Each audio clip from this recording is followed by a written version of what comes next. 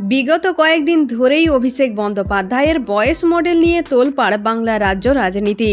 রাজনৈতিক কারবারিদের মতে এই নয়া মডেল কার্যকর হলে কম করে হলেও 10 জন হেভিওয়েট সাংসদ টিকিট পাবেন না। সেই সাথে আগামী বিধানসভা নির্বাচনের জন্য প্রায় 88 জন বিধায়কের নাম বদলাতে হবে, কারণ এদের প্রত্যেকেরই বয়স 65-র কোঠায়। সেই সাথে পদ হারাবেন মন্ত্রিসভার 14 জন সদস্য।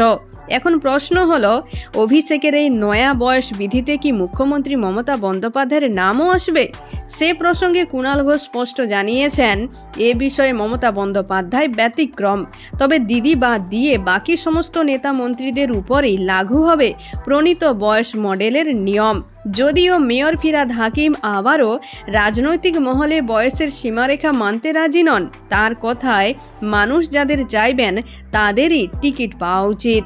জানিয়ে রাখি, এই নয়া বিধি লাগু হলে 2026-এর বিধানসভা নির্বাচন থেকে ফিরহাদ হাকিমও বাদ পড়বেন। সেই সাথে বাদ পড়বেন বিধানসভার স্পিকার বিমান বন্দ্যোপাধ্যায় এবং ডেপুটি স্পিকার আশিস বন্দ্যোপাধ্যায়ও। এই তালিকায় নাম রয়েছে জেলবন্দি 4 বিধায়কেরও। জ্যোতিপ্রিয় মল্লিক যদিও এখনও মন্ত্রী পদেই রয়েছেন, তবে বয়স বিধিতে তিনিও বাদ পড়বেন।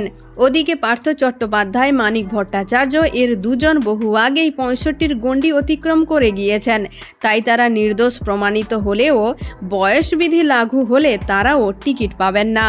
তালিকায় রয়েছে কালারফুল বয় মদন মিত্রের নাম। তার বয়স এখন 69, যদিও তাকে দেখে তা বোঝা মুশকিল।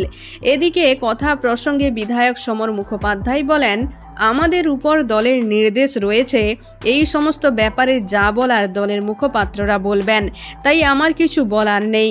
দলের সিদ্ধান্তই আমার কাছে শিরোধার্য। আবার বিপ্লব মিত্রের গলায় বেশ আত্মবিশ্বাসের সুর। তিনি বলেন, আমাদের নেত্রী মমতা বন্দ্যোপাধ্যায় তো আগেই বলে দিয়েছেন, বয়স কোনো বিষয় নয়, মনের বয়সটাই আসল বয়স। তবে যে যাই বলুক, 2026-এর আগেই যদি বয়স বিধি লাগু করতে হয়, তাহলে কোপ পড়বে বহু হেভিওয়েট নেতার উপর। এমন গুরুত্বপূর্ণ পরিস্থিতিতে সেকেন্ড ইন কমান্ড অভিষেক ঠিক কী সিদ্ধান্ত নেবেন, সেই দিকে তাকিয়ে রয়েছে গোটা রাজ্য। তো বন্ধুরা, এখন এই পর্যন্ত। আবারও দেখা হচ্ছে রাজনীতির পরবর্তী আপডেট নিয়ে। ধন্যবাদ।